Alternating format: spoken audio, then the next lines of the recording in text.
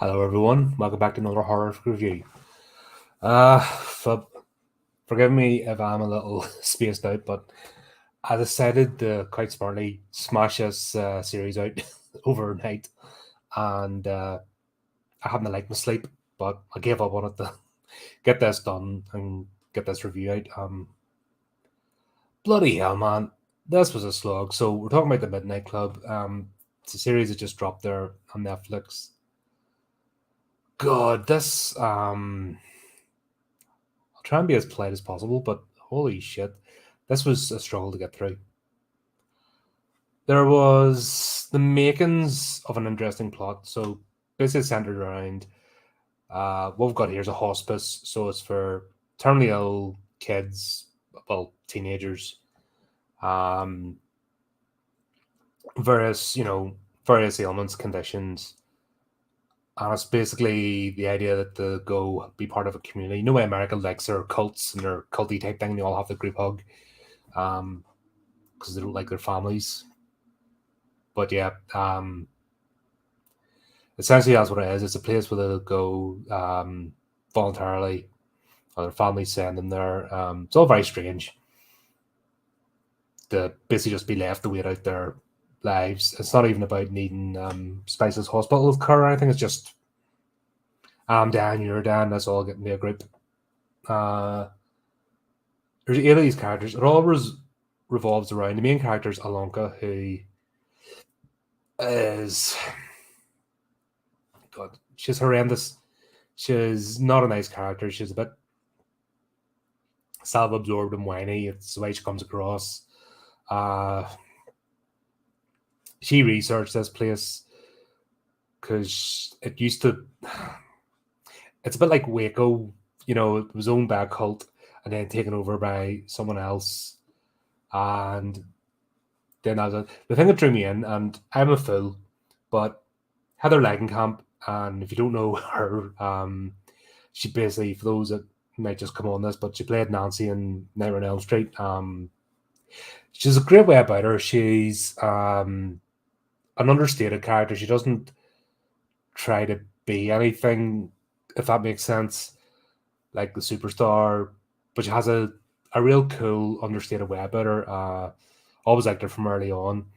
We were talking about her recently in another review, and she spent her latter days of her career here, most of it as a makeup artist, special effects for horror. So that's really something I mean to delve into more, find out, because that aspect of itself, that whole thing is fantastic. I was looking at that guy, Gary, who did the Hellraiser franchise and the main principal makeup artist throughout most of those movies, and his journey is fascinating. The Guard documentary, the guy who's done all the special effects there, these people are fascinating. Anyone gets into that sort of stuff, that's the backbone of a horror movie.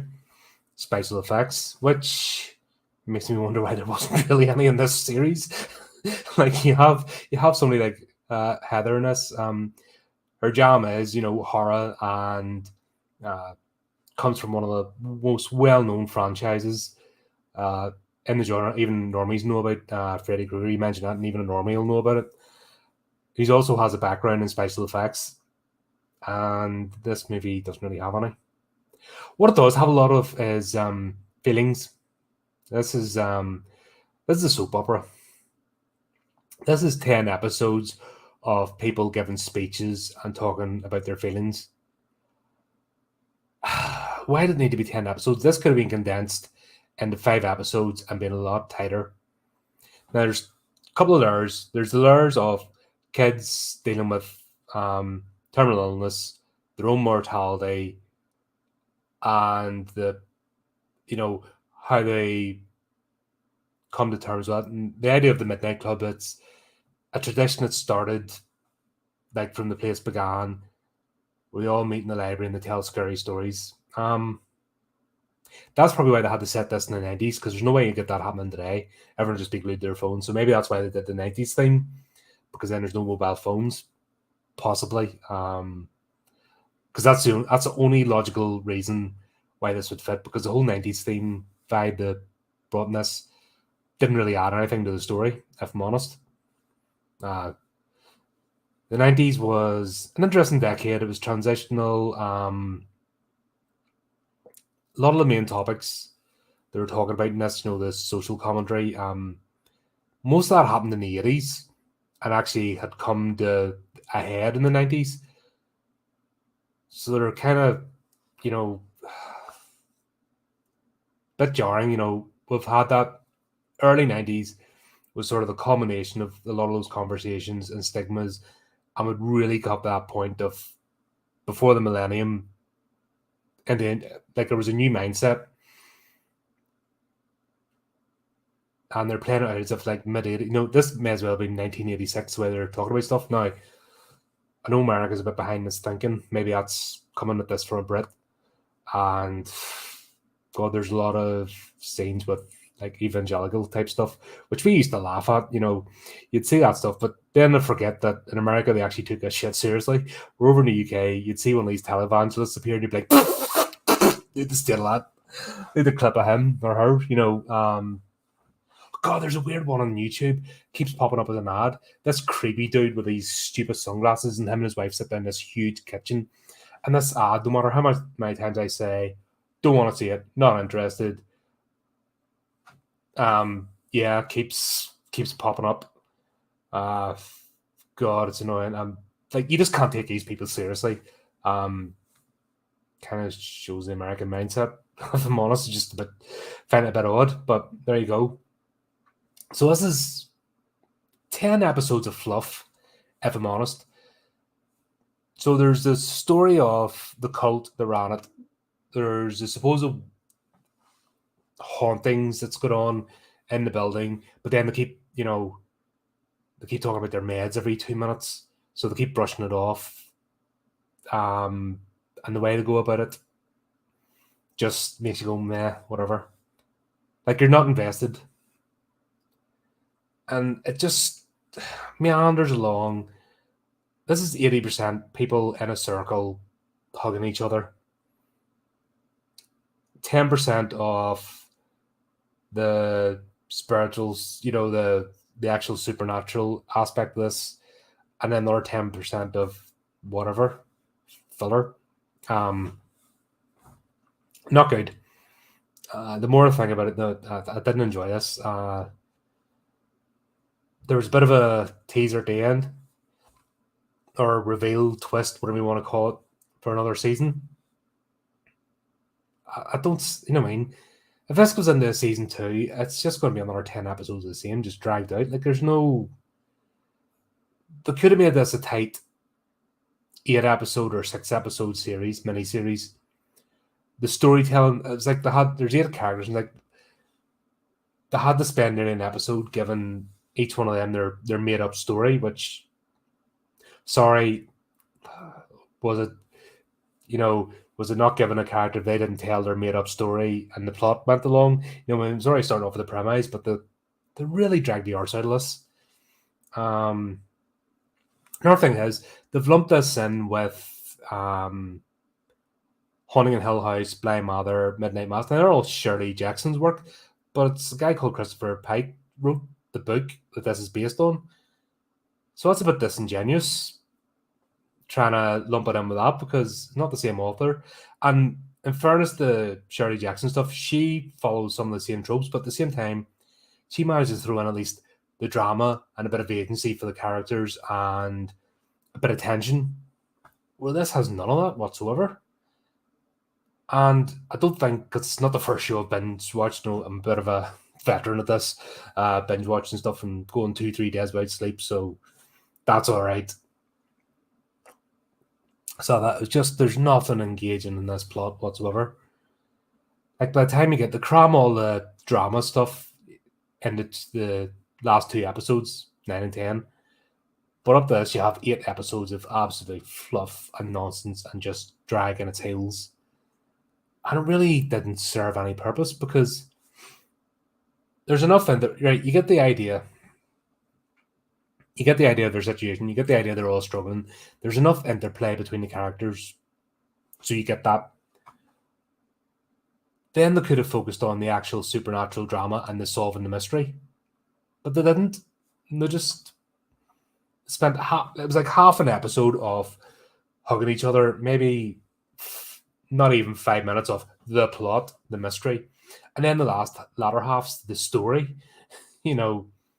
And of course, because they use the same characters interspersed, you know what I mean? Because obviously they're not hiring a new cast for each of the stories being told, so the person's telling their story, narrating it, and then it steps in as if it's happening in the use of characters. So that was fine. But I got a bit tired, you know what I mean? By episode 5, this was getting exhausting to watch. Yeah, really, that's the best way to describe it. It was exhausting to watch, and like you're not thrilled for the next episode. If I wasn't doing this, I would have stopped by episode 3 or 4. Like I kind of picked up a wee bit of episode 3, and then a bit of a reveal, and then I just fell right down again. And yeah, it was a slog. If you like it, you like it. You know what I mean? It's up to you. It's your thing. I didn't. Bored me. Didn't see it. This is more of a teen drama, soap opera type thing as opposed to a horror series. Very, sanitized. The characters as well.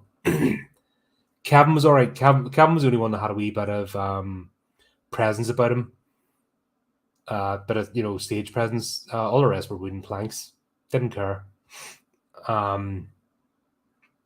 laughed the way they spell Anya's name wrong.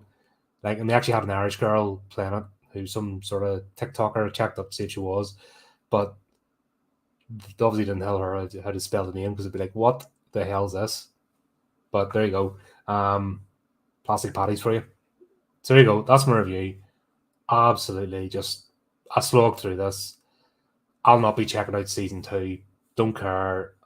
There's nothing nail biting, controversial. There's no talking points in this. It's just bland. Honestly, it's just a slog. It's generic. There's nothing there. Obviously you'll get articles, people try and hype this up, hype that up, but there's really nothing to hype up because there's nothing presented. Nothing in it. There's things being done better, more profound. In fact, there's a movie in Shudder called Scare Me.